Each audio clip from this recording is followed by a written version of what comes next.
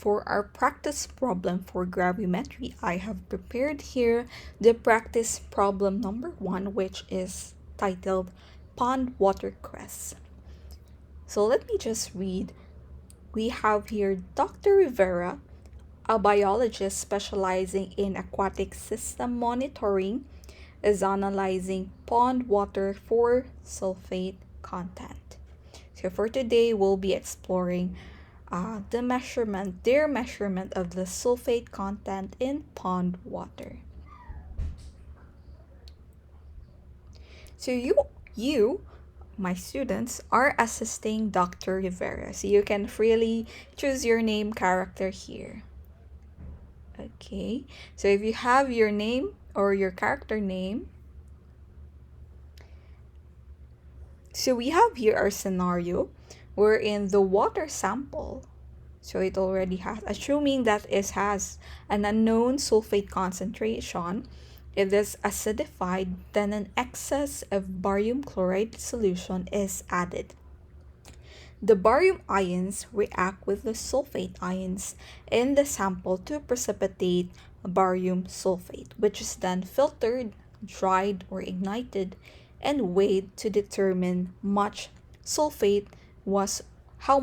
sulfate was originally present. So let's discuss each step that they have conducted or each process.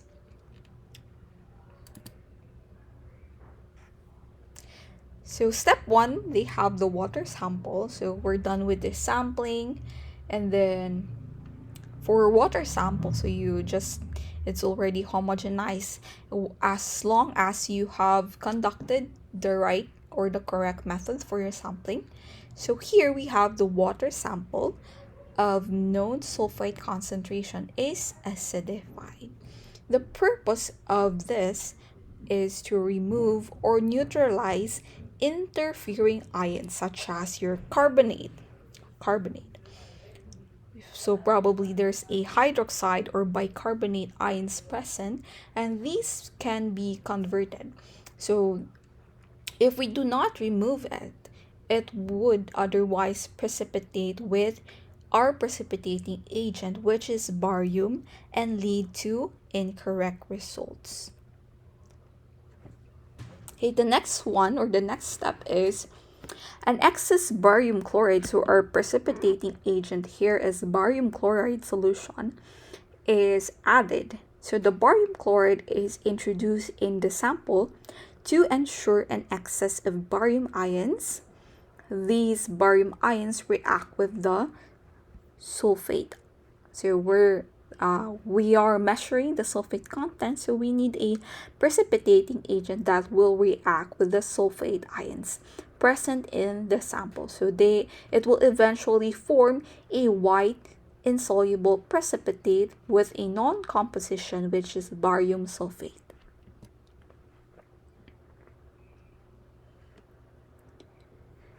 So for the continuation, let's read again. The barium ions react with the sulfate ions in the sample. So we have here, so our precipitating agent is barium sulfate, which is then filtered, dried, and weighed to determine. So filtered, and I didn't show here, but it's dried and weighed to determine how much sulfate was originally present. So we need to dry first our precipitate before weighing it.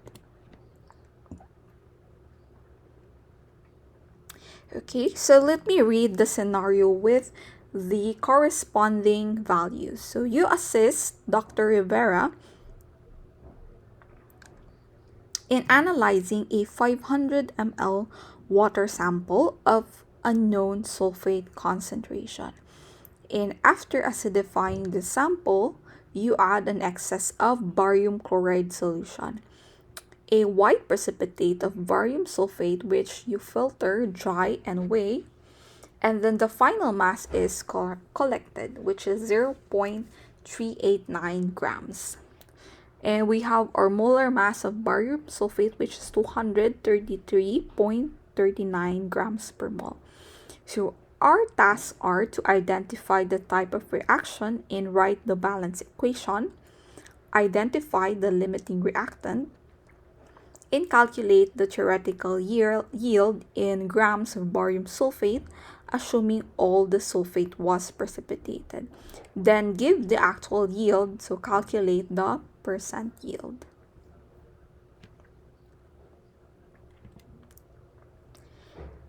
Okay. So for task number 1, our task is to identify the type of reaction and write the balance equation. So since we are dealing with precipitation gravimetry, our type of reaction is precipitation, since we have a precipitating agent, which is your barium chloride in this case. So we need to put our barium chloride here, and we are doing this method in aqueous or in water solution. So you can also write the state of matter here. This is already the balance chemical equation. We also have our sulfate, or in terms of in water, it's in ion form. And to precipitate our sulfate, it will react with barium to form barium sulfate, which is the product or the precipitate in this reaction.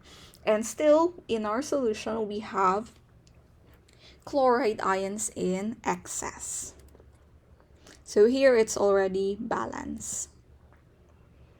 To know what is the identity of your precipitate, so you can always go back to the solubility rule. So this actually, recall, this is in order for you to understand what makes a solid more or less soluble and which precipitate will eventually form. The next task is to identify the limiting reactant, wherein we refer to our balance equation. So we have your step-by-step guide. So we already have our balance equation, so we'll use this as a reference. And if you take a look at our balance reaction, so what is the relationship of your sulfate with your precipitate? So as you can see, so just look at the coefficient. So we know that if it's 1, so it's not written. So we have, this shows that 1 mole of barium reacts with 1 mole of your sulfate to form 1 mole of barium sulfate, and there is an excess of 2 moles of chloride ions in the solution. So as I have mentioned, so we can already recognize which reagent is in excess, since the problem states that barium chloride is added in excess, meaning that there is more barium than needed to react with the available sulfate ions. So we use that data, so we use the balance chemical equation, and we can conclude that your sulfate ions in the sample is consumed first, which is your limiting reactant. And we have an excess of barium ions, so they're in excess, and meaning to say that they are not the limiting reagent in this case. Okay, so let's look at this one by one. So calculate the theoretical yield in grams of barium sulfate, assuming that all sulfate was precipitated. We are already given the actual yield, so calculate the percent yield. So in this case, actually, we can use ratio and proportion, since we only have a 1:1 mole relationship between the sulfate and barium sulfate based on the balanced chemical equation. But let's take a look on how to validate or verify this. So we have step 1 is to calculate the moles of barium sulfate, or calculate the moles based on the actual yield. So since this actual yield refers to the mass of barium sulfate, which is our precipitate, and this is the only form of our sulfate which we can measure using the analytical balance, and we have moles represented as N. So in order to calculate this, we have our formula: actual yield of the precipitate, or the mass given, divided by the molar mass. So we have here 0.389 grams divided by 233.39 grams per mole. So we get our mole, which is in 0.001667 mole. So this is still the mole of barium sulfate. So we are given the actual yield, but we do not have the theoretical yield. So since we have, as I have mentioned, a 1:1 mole relationship between sulfate and your barium sulfate based on the chemical equation, we have 0.00167 mole of your sulfate ions in the solution. This is how important stoichiometry is in doing your calculations in precipitation gravimetry. So we then proceed to calculating the theoretical mass of barium sulfate, since we had the actual yield, not the theoretical yield. So here we just use the moles of barium sulfate, still multiply it by the molar mass, so we obtain just 0.389, which is the same as the actual yield, because we have a 1:1 mole relationship between your sulfate ions and your barium sulfate. So you can still use ratio and proportion, but to further validate your answer, so you can use the calculation part.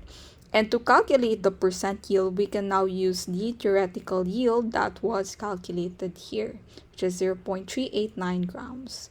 And then our percent yield calculated using the formula is 100%. So assuming that there is no loss or errors in your method.